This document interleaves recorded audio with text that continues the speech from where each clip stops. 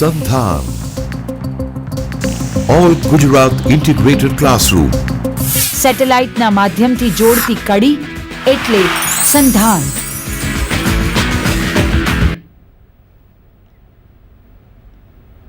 Well, good afternoon and welcome to this lecture on the poetry of W.B. Yeats. He's a really exciting poet to think about and read, and it's impossible to do a degree in literature without reading the poetry of Yeats. So what we're going to do today is to take you through the historical context in which he wrote his poetry, and then move to the analysis of two really important poems which Dr. Rajan Barrett and which I, Dr. Deepta Achar, both of us from MS University, we will be talking to you about. So on that note, Rajan, I ask you to start with something about W.B. Yeats. Here he is. Yeah, I think it's important to look at W.B. Yeats as a young person, and then as he slowly moves up and develops into a poet and a dramatist who we think about. What is interesting is when you talk about his own private symbology, his ideas of history, and also his ideas of poetry and drama, all of these fuse together and become one. Yeah.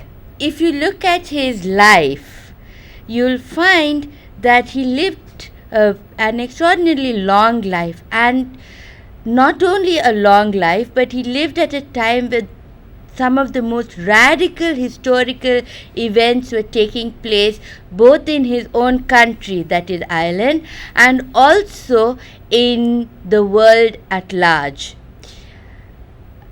During his lifetime, Ireland moved from being a colony to being a free nation, and you can find that even in his poetry, you find that his writing reflected these changes. If you can see the slide next, you can find that he is a key modernist writer, isn't it? Yes, I think we must think of him as a modernist writer, though as a critic called Graham Ho calls him, the last romantic. He writes and he begins as a romantic, and then he is later a modernist. Along with T.S. Eliot and Ezra Pound, he is considered to be one of the three major modernist poets of the 20th century. But what really makes his modernism quite different from the writing of Pound and Eliot is his preoccupation with Irish nationalism. You can see his emphasis on nationalism in his plays as well, where he not only wrote plays but also produced and was very involved with the Irish literary theatre movement. One of his first plays was Catherine Ní Huilen, right? And he starts writing at a young age. And right till the time he dies, I think just about 2 years before he dies, he keeps writing plays. Yes. And it's interesting his involvement with Irish nationalism. Perhaps some of you will know that Ireland in the 19th century and even today is divided along the lines of Protestantism and Catholicism. The Protestants are mostly from England and Catholics mostly Irish. Yeats was from an Anglo-Irish family, and most people didn't feel like they belonged in Ireland. They felt like they were English people who were in Ireland by mistake. But Yeats was different. He looked at Ireland as his own country, his own home. And if you look at the picture below, this is the place where he lived his childhood and his life, that is County Sligo in Ireland. Yeah, one of the important things about the life of Yeats is his love to this woman called Maud Gonne, and who was also very deeply involved with the Irish nationalist movement. And what is interesting is he keeps hoping that he would marry Maud Gonne, but that's not possible. And then later she marries Mr. McBride. And you find that this kind of hate or pain that he has because of this rejection in love keeps coming back again and again in his poems. Now later he also proposes to Maud Gonne's daughter, and however he marries Georgie Hidleys at the age of 52. And if you can take a look at this family, this is Yeats with Georgie and their 2 children. In order to understand Yeats's poetry, it's really important to think about Ireland in the 19th century. You find in Ireland that there's a terrible time passing in the 19th century. After the Napoleon Wars, you find that Ireland, in which most people were farmers, just like in India, you find that many people didn't have land and didn't have work. At the same time, the population was increasing by leaps and bounds, and most of the people were landless laborers. But what happened in the middle of the 19th century is something that we Indians can easily understand, and that is agriculture failed. It failed because they grew only one crop, and that is potato, and that crop was destroyed because of a disease called blight. That, along with extremely cold weather, led to starvation and death. People died by the millions, and it is estimated that in 3 years, more than 2 million people died or emigrated to escape from extreme poverty and starvation. This is the very time that the Irish said that we need to have our own laws. We cannot depend on England to rule us anymore. And when you hear that, I'm sure you will be able to make connections with what was happening in India at that very time, where Indians also were saying the same thing for almost the same reasons. But what happens in the 20th century is a little different. Rajan, would you like to take over? Yeah, I think what is important in the 20th century is the 2 world wars that we are talking about, and Yeats happens to live through both the world wars.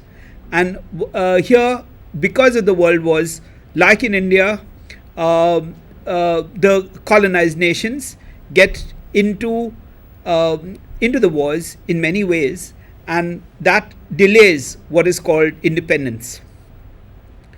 Would you like to say something? Yeah, and the desire for home rule or Swaraj was something that Irish were aspiring for even in the 19th century. It gave rise to what is called the Celtic Revival. And you find that at last, when England was ready to give them home rule, World War I happens and home rule is no longer possible. However, the Irish have lost their patience, and in 1916, right in the middle of World War I, there is what is called the Easter Rising, where nationalists declare that Irish is independent. The English very cruelly crush the rising and the leaders are executed. This is something like our first war of independence, 1857. Could I just say that when we talk about the Easter Rising of 1916, Yeats also has a poem which is called Easter 1916. And what is interesting about this is he talks about all the people who were part of that elite group, which later he would use in another poem of his, which is called Wild Swans at Cool. Now, wild swans for him means these elite people who are part of the movement. Easter 1960s is a really important poem. It's important because it tells us about Yeats's mixed feelings. On one hand, he really admires the nationalists who are fighting, but he feels that the fighting has made them hard and like stone. So he talks about a beauty, but a beauty which is terrible. Shortly after that, another movement takes place in Ireland, and this is called Sinn Féin, which means we ourselves. And it's very close to Swaraj, where we ourselves rule ourselves. England, of course, did not recognize Sinn Féin, and this resulted in the birth of the Irish Republican Army, which fought against British forces. This was successful.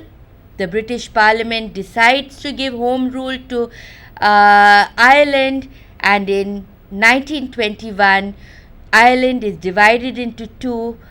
Irish Free State is given independence. Northern Ireland, which is mostly Protestant, remains with England. And by 1923, Irish Free State becomes an independent country.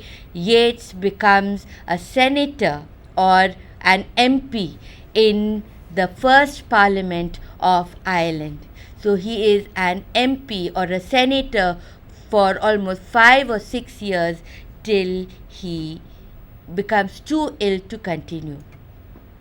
And this is one of the stamps issued by the Irish Republic to celebrate the freedom of Ireland from England. At the same time, when Ireland was fighting for independence politically, there was also a cultural movement which went hand in hand, and that is called the Celtic Revival. Would you like to say something about that, Rajan? Yeah, I think we have to think of this figure who appears again and again in the poems and plays of Yeats. And this is Cuchulainn. Another one is the Lady of the Sheath, and that is the wind. So in one of his poems and even in his writing, he talks about how when the wind comes, the peasants are taken up by the idea that the woman of the sheath is coming and is a kind of a liberating force. When we talk about Cuchulainn, that is again related a lot to Yeats's own personal life, because he looks at this myth of regeneration and regeneration again and again, and that comes again sometimes with his poem like Sailing to Byzantium. And if you see,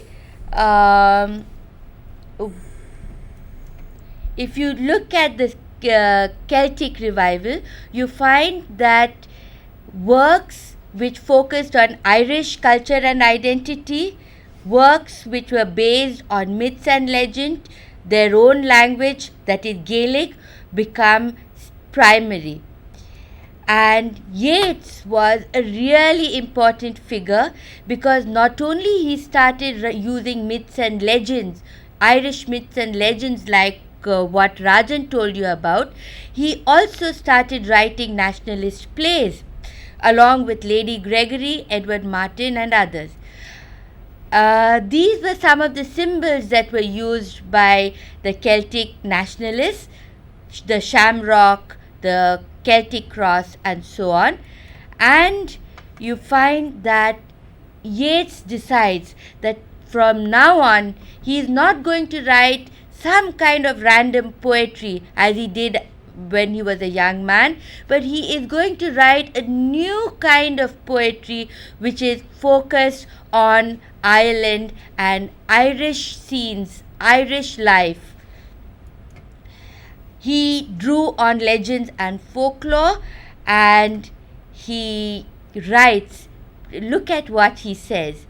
When I first wrote, he says, I went here and there for my subjects as my reading led me, and preferred to all other countries Arcadia and India of romance, but presently I convinced myself that I should never go for the scenery of a poem to any country but my own, and think that I shall hold to that conviction to the end. So he decided he is never going to use images and symbols from any other country except Ireland alone. Rajan will discuss a poem that he writes in this period, not the whole poem, but a few verses from that poem, and the poem is called The Lake Isle of Innisfree. First, I think we just read through the little portion that you can see, and then we'll discuss it. I will arise and go now, and go to Innisfree, and a small cabin build there, of clay and wattles made. 9 bean rows will I have there, and a hive for the honey bee, and live alone